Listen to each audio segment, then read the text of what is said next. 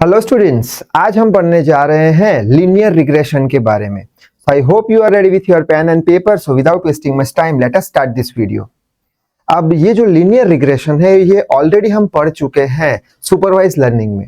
तो आज थोड़ा डिटेल में पढ़ेंगे कि अगर सेपरेटली हमें क्वेश्चन पूछा जाता है एग्जाम में कि लीनियर रिग्रेशन क्या है तो उसमें कौन कौन सी चीजें लिख के आनी है, वो सारी बात यहाँ पे करने वाले हैं।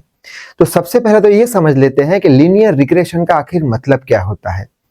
तो लीनियर का मतलब होता है स्ट्रेट लाइन, ठीक है, लीनियर यानी स्ट्रेट लाइन। और रिग्रेशन का मतलब होता है नंबर्स। कौन से नंबर्स? जो हमें डेटा सेट्स के फॉर्म में दिए गए होते हैं। नंबर्स यानी क्या? Given set of data, data sets के फॉर्म में जो भी हमें दिया गया होता है वो क्या होता है? नंबर के फॉर्म में होते हैं। तो उसे क्या बोलते हैं? गिवन डेटा सेट्स को नंबर। तो लीनियर हो गया हमारा, स्ट्रेट लाइन रिग्रेशन हो गया हमारा गिवन डेटा सेट के नंबर। तो जब भी हम एक स्ट्रेट लाइन बनाते हैं नंबर पे, जब भी हम एक स्ट्रेट लाइन बनाते हैं दिए गए डेटा सेट पे, नंबर पे जब स्ट्रेट लाइन बनाते हैं और उससे कुछ वैल्यू प्रिडिक्ट करते हैं तो ये प्रोसेस को हम बोलते हैं लीनियर रिग्रेशन। ठीक है, आई होप बात समझ में आ गई होगी। एग्जांपल लेंगे तब धीरे धीरे अच्छे समझ में आ जाएगा। अभी तक के लिए याद रखते चलो। लीनियर रिग्रेशन यानी क्या? जब हम स्ट्रेट लाइन बनाते हैं नंबर्स पे, दिए गए सेट ऑफ डेटा पॉइंट पे स्ट्रेट लाइन बनाते हैं दिए गए नंबर पे। क्यों बना रहे हैं? क्योंकि हमें कोई वैल्यू प्रेडिक्ट करनी है, तो उसे बोल देंगे लीनियर रिग्रेशन। और लीनियर रिग्रेशन का इक्वेशन जो होता है वो होता है y is equal to mx plus c। ठीक है, स्ट्रेट लाइन का इक्वेशन ही है जिसको बोलते हैं लीनियर रिग्रेशन का इक्वेशन, जिसमें से y जो है वो है हमारा डिपेंडेंट वेरिएबल। ठीक है, किसी पे डिपेंड कर रहा है y। x जो है हमारा वो है हमारा इंडिपेंडेंट वेरिएबल, यानी वो किसी पे डिपेंड नहीं करता। y किस पे डिपेंड करता है? x पे, तो y को बोल दिया डिपेंड कर रहा है, डिपेंडेंट वेरिएबल है। ठीक है, उसी तरीके से m हो गया हमारा स्लोप, लाइन का स्लोप, और c हो गया y इंटरसेप्ट। अब ये सारी चीज, ये जो ग्राफ यहाँ पे बना के रखा है उससे समझने की कोशिश करते हैं। तो यहाँ पे हमने x पे क्या लिया है? इंडिपेंडेंट वेरिएबल, यानी किसी पे डिपेंड नहीं करता।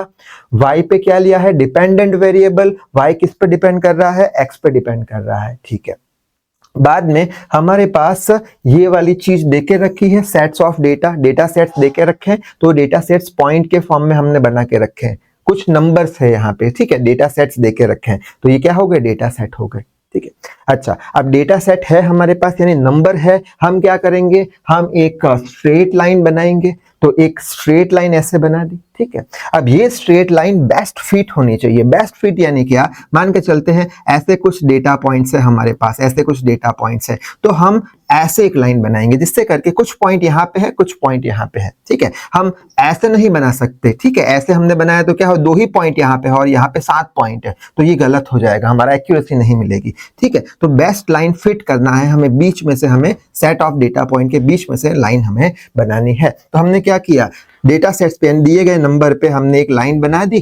क्यों लाइन बनाई? क्योंकि हमें कोई वैल्यू प्रिडिक्ट करनी हो, देखेंगे बाद में। तो लाइन हमने बना दी, और ये जो लाइन हमने बनाई है उसका स्लोप होगा m। ठीक है, ये स्लोप हो गया लाइन का। ठीक है, बचपन में पढ़े हैं 10th स्टैंडर्ड में स्लोप को कैसे निकालते हैं? y2 minus y1 divide by x2 minus x1। ठीक है, इतनी बात तो, सिंपल सी बात तो पता होगी।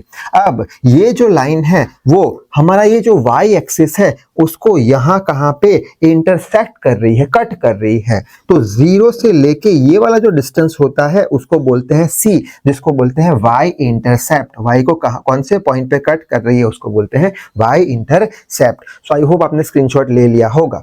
तो ये बेसिक थी, बात थी। अब अच्छे से समझते हैं क्या है लीनियर रिग्रेशन। ठीक है, कैसे हम स्ट्रेट लाइन बनाते हैं डेटा सेट्स पे जिससे करके हम कोई एक वैल्यू प्रेडिक्ट कर पाए। ठीक है, तो एग्जांपल लेके और थोड़ा सा अच्छे से क्लियर हो जाएगा। यहाँ पे हमने ऐसे कुछ सेट्स ऑफ डेटा देके रखे हैं, जो पॉइंट्स हमने प्लॉट किए थे यहाँ पे जो पॉइंट प्लॉट्स किए थे वो सेट्स ऑफ डेटा देके रखे हैं। तो यहाँ पे सेट्स ऑफ डेटा देके रखे हैं। क्या है? इंडिपेंडेंट वेरिएबल x पे क्या लिया है? Area in square foot. तो ये हमारा हो गया इंडिपेंडेंट वेरिएबल, एरिया किसमें? स्क्वायर फुट में। ठीक है, स्क्वायर फुट में एरिया है 500, 1000, 2000, 3000। तो x एक्सिस पे हमने 500, 1000, 2000, 3000 रख दिया। ठीक है, ये x क्या है? इंडिपेंडेंट वेरिएबल, किसी पे भी डिपेंड नहीं करेगा। एरिया है जमीन का टुकड़ा है, उसका एरिया है, वो थोड़ी कोई पे डिपेंड करेगा। ठीक है, यानी ये कैसा है? इंडिपेंडेंट है। ठीक है, अब डिपेंडेंट वेरिएबल हमारा y है, तो ये y हमने क्या बना दिया, डिपेंडेंट, यानी y किस पे डिपेंड करेगा, x पे डिपेंड करेगा, एरिया पे डिपेंड करेगा।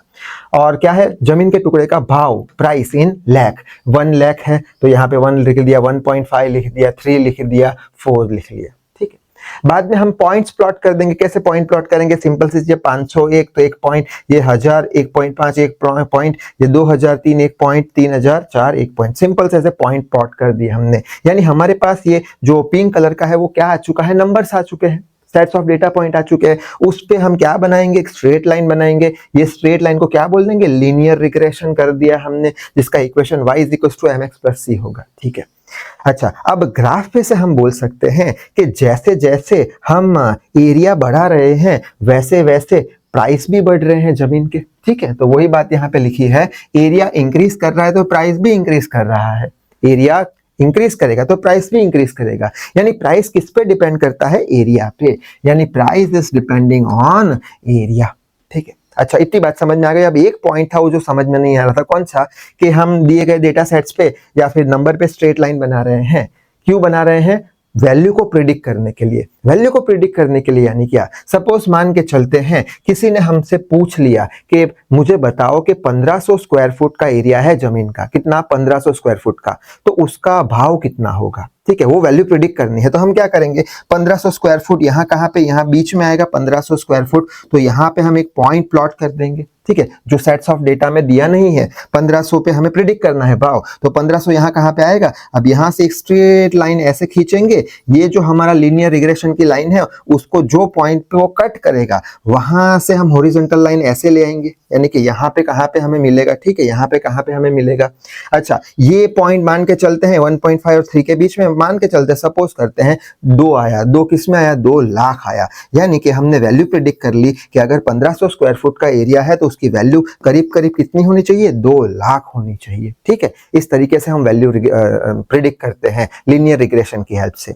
अब जो लीनियर रिग्रेशन का डेफिनेशन है वो बहुत ही आसान हो चुका है हमारे लिए। यहाँ पे डेफिनेशन लिख के रखा है। डेफिनेशन क्या है, linear regression is a statistical method. वो क्या है, एक स्टैटिस्टिकल मेथड है, ये फॉर्म में दिया, स्टैटिस्टिक्स कुछ दिए हैं। ठीक है, स्टैटिस्टिक्स दिए हैं, स्टैटिस्टिकल मेथड है used to determine the relationship between independent value and dependent value. किसके बीच का रिलेशन, इंडिपेंडेंट वैल्यू और डिपेंडेंट वैल्यू के बीच का रिलेशन क्या है वो फाइंड करने के लिए यूज होता है। जैसे कि हमने पूछा रिलेशन बताओ, क्या 1500 स्क्वायर फुट का भाव कितना होगा। 1500 स्क्वायर फुट क्या है, 1500 स्क्वायर फुट क्या है, इंडिपेंडेंट वेरिएबल है, इंडिपेंडेंट वैल्यू है, और उसका भाव कितना है, 2 लाख हमने प्रिडिक्ट किया। 2 लाख क्या है, 2 लाख है इंडिपेंडेंट वेरिएबल, तो 2 लाख है इंडिपेंडेंट वैल्यू। यानी ये लीनियर रिग्रेशन किसके लिए यूज होता है, इंडिपेंडेंट और डिपेंडेंट वैल्यू दोनों के बीच का रिलेशनशिप ढूंढने के लिए यूज होता है, किसी वैल्यू को प्रिडिक्ट करने के लिए इसका यूज होता है। सो आई होप लीनियर रिग्रेशन अच्छे से समझ में आ गया होगा। तो इस वीडियो में बस इतना ही। Till then read hard, work hard.